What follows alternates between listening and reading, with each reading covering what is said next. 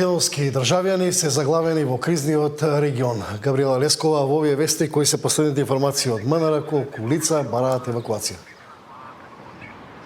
Од Министерството за надворешни работи и надворешна трговија Маријан не конкретизираат, поточно не изјавуваат колкава е бројката на македонски државјани кои што побарале да бидат евакуирани од критичните региони, бидејќи како што велат тие ситуацијата постојано се менува. Меѓутоа неофицијално досега над 150 македонски државјани се јавиле на телефонските броеви на амбасадите во Абу Даби, во Доха и во Тел Авив околу можностите за евакуација. Практично граѓаните биле заинтересирани за можноста да прашаат како може тие да си дојдат во сопствената татковина. Од она што е досега познато е дека небото ќе биде затворено најмалку до утре. Тоа значи дека никакви авиони во овие критични региони не може ниту да полетуваат, ниту да слетуваат или пак воопшто да прелетуваат низ овие региони. Од она што е досега познато од Министерството за надворешни работи, уште во текот на вчерашниот ден практично беше формиран кризен штаб кој што е достапен на граѓаните 24 часа. Тој е создаден за да следи постојаната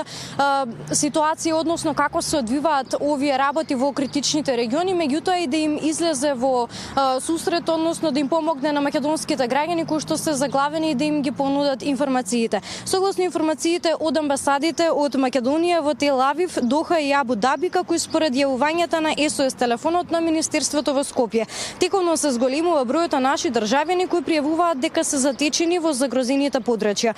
Со сите пријавени лица се одржува постојан контакт при што се преземаат подготвителни активности за евентуална асистенција и нивна безбедна евакуација во зависност од развојот на состојбата. Уште еднаш ги повикуваме сите наши државјани кои се наоѓаат во земјите од регионот доследно да ги почитуваат упатствата и насоките на локалните надлежни безбедносни органи, велат од Министерството за надворешни работи. Во овој момент би сакала да истакнам и дека за граѓаните практично кои што се наоѓаат во критичните региони, доколку имаат било какви прашања или пак се заинтересирани за начин на кој што може да бидат евакуирани, да се јават на телефонските броеви кои што претпоставувам ги гледаат на нивните екрани. Од Министерството за надворешни работи стојат на располагање да им помогнат за се што треба и да ги информираат за настаните. Маријан?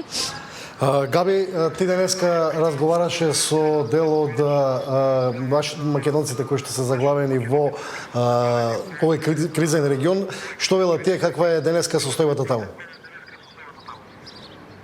Успеав да поразговарам, Маријан, со неколку нашинци, како што напомена и ти, во критичните региони. Во Доха денеска ситуацијата е значително подобра за разлика од вчера, бидејќи вчера слушале голем број на експлозии, гледале проектили, особено било критично вчера вечер околу 11 часот. Меѓутоа денеска ситуацијата била значително подобра, но како се одвива таму сега секојдневниот живот, никој не оди на работа, властите тамошни им кажале практично населението да останат во своите домови, да не излегуваат. Училиштата онлайн наставата, практично училиштата имаат онлайн настава, никој не оди на работа, освен практично тие што мораат, докторите, пожарникарите, како и доставувачите на храна.